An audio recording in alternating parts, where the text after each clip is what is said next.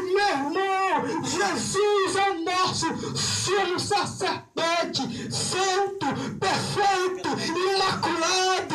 Meu irmão, a Bíblia diz que ele adentrou os céus, está sentado à destra de Deus, intercede por mim e por você. Aí Hebreus capítulo 4, a partir do versículo 14, diz assim: olha, nós não temos um sumo sacerdote que não possa se compadecer de nós, mas nós temos um que, como nós, foi tentado em todas as coisas, mas sem pecado.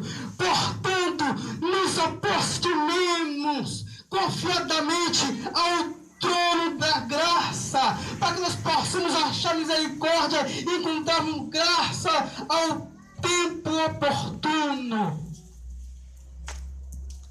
Jesus é o sumo sacerdote.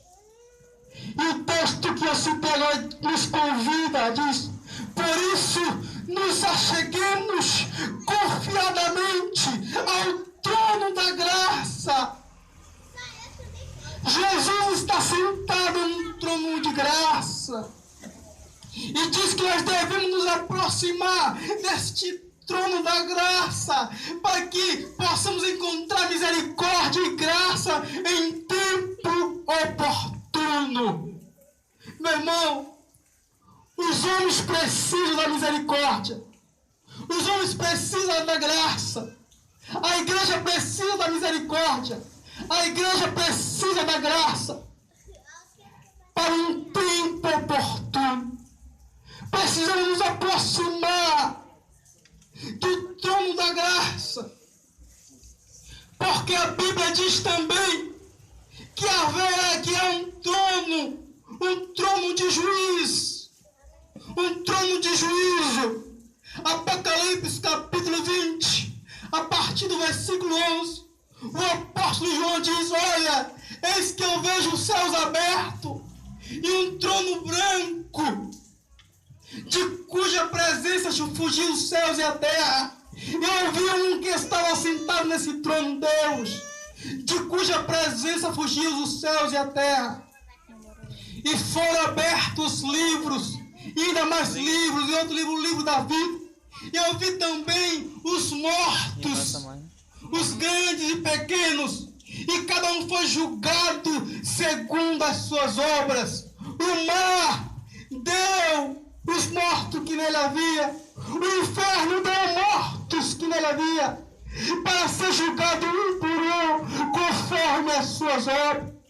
Se nós não nos aproximarmos de Jesus, se nós não nos aproximarmos do trono da graça, nós vamos ter que enfrentar o trono branco, o trono do juízo final, diante de Deus, o Todo-Poderoso. Meu irmão, é por isso que nós temos que nos envolver com Cristo. É por isso que nós temos que nos manter uma comunhão íntima com Jesus, para que nós possamos achar graça, achar misericórdia, e que nós não venhamos participar do trono do julgamento, porque todos vão ser julgados um por um, conforme as suas obras.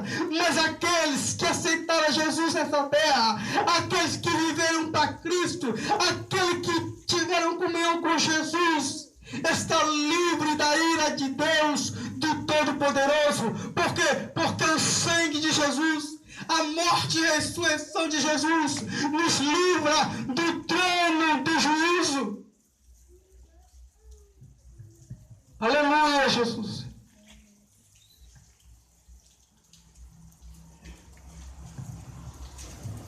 Eu prego como se fosse a minha última vez.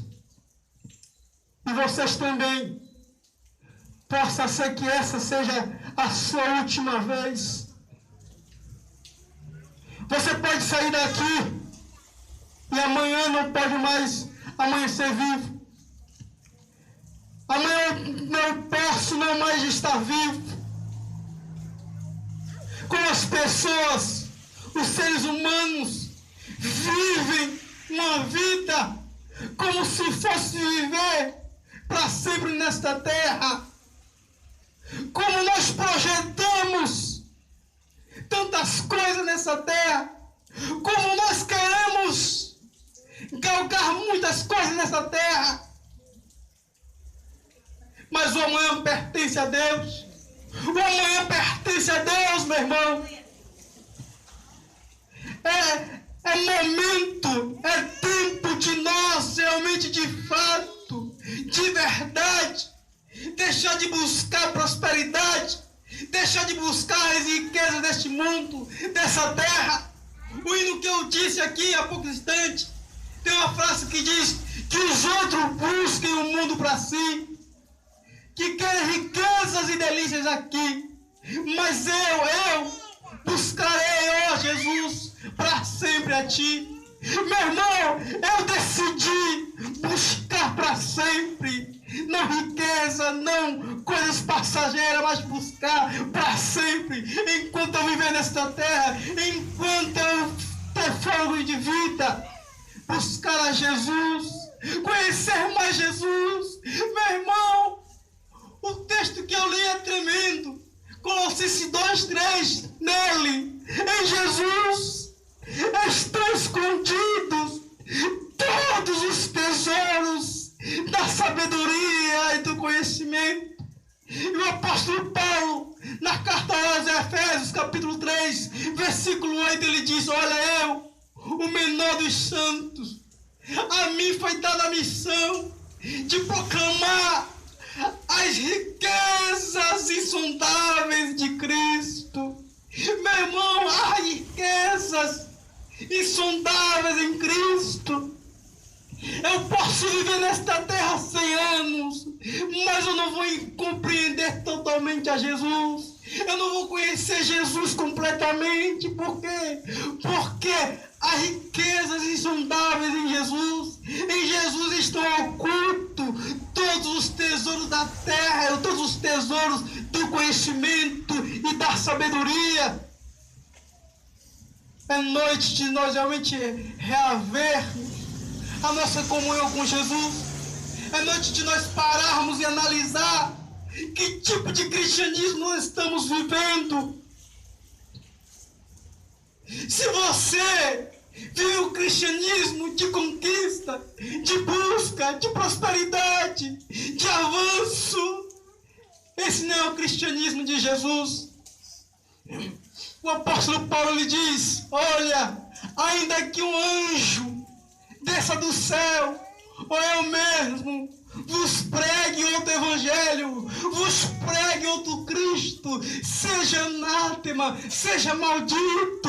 Meu irmão, o cristianismo, o evangelho, o Jesus que nós temos que buscar, que nós temos que viver, é esse, o mistério de Deus que foi revelado a nós, que estava oculto há séculos e gerações, durante séculos e gerações.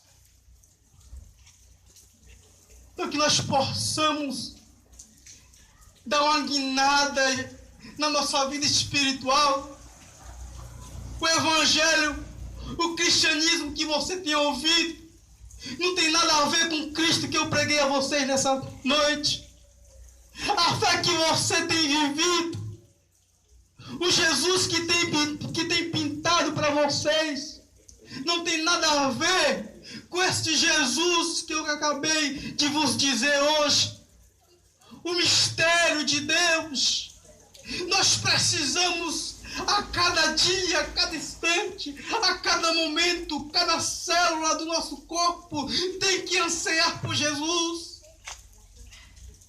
Eu não vejo as igrejas, eu não vejo cristãos com fome de Jesus, eu não vejo com sede de Jesus. Eu vejo sim, igreja, cristãos com fome de conquistar, com fome de avançar, com fome de querer o seu carro próprio, de ganhar a sua casa própria. Meu irmão, eu não tenho casa própria, eu não tenho carro, não tenho moto, não tenho bem algum, mas o maior bem que eu possuo nessa terra é Jesus Cristo. Você é feliz, você é alegre sem casa própria, sem carro, sem moto. Sou feliz, sou completo. Por quê? Porque Ele é a fonte de água viva.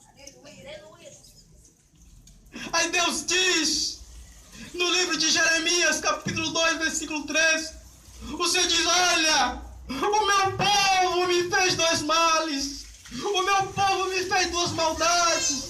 A mim me deixou um manancial de água viva e cavaram para si cisternas rotas que não pode conter água. Meu irmão, quando nós deixamos Cristo, quando nós buscamos a prosperidade, quando nós buscamos a riqueza deste mundo, quando nós buscamos as delícias desse mundo, nós deixamos o manancial de água viva que é Cristo Jesus e começamos a cavar cisternas rotas.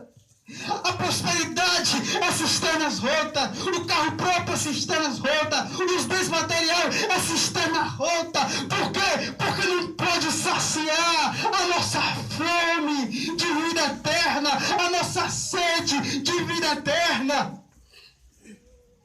Alguém já disse, olha, se em nós existem desejos que não podem ser satisfeito nessa terra, será? Não é o caso de nós termos sido criados para viver em outro mundo? Meu irmão, em nosso coração, pelo menos no meu, há uma sede de ver Deus, há uma sede de viver eternamente, há uma sede de estar ao lado de Deus. E diz a Bíblia, Eclesiastes, capítulo 3, versículo 11, que Deus colocou a eternidade no coração do homem. Meu irmão, esse desejo que você possui de viver para sempre, de não morrer, esse desejo não pode ser satisfeito nessa terra. Esse é o caso que você foi criado para viver em outro mundo. Então vamos deixar essa ânsia, essa fome, essa paixão por esse mundo. Esse mundo é vil. O apóstolo João diz, olha, não ameis o mundo e nem há coisas que nele há. Por quê? Porque o amor do Pai não está no mundo. Então, meu irmão, que esse mistério de Deus, que estava oculto durante séculos e gerações, mas que foi revelado, que nós possamos nos envolver com Jesus, que a nossa comunhão, que a nossa fé cristã, que o nosso cristianismo venha ser esse. Jesus, acorda pensando em Jesus, vai para o trabalho pensando em Jesus, faça a sua atividade pensando em Jesus, volte para casa pensando em Jesus, almoce pensando em Jesus, durma pensando em Jesus. Vamos nos colocar de pé. Esse vai pegar.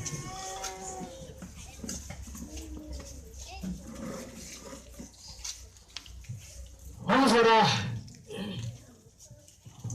Feche seus olhos. Senhor, a tua palavra foi ministrada.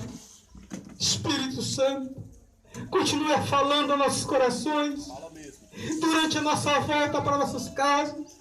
Espírito Santo nos leva, de fato, de verdade, a ter fome por Jesus, a ter sede por Jesus.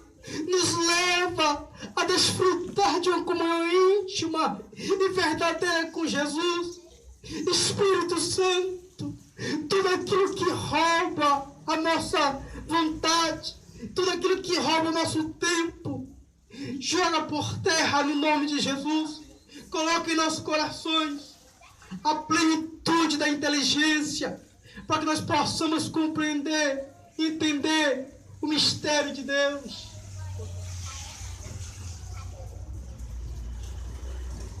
Assim, eu quero convidar a Marcela aqui para cantar o hino. Receba. Vou deixar na cruz. Receba. Desenrola o rolo. Pega ele.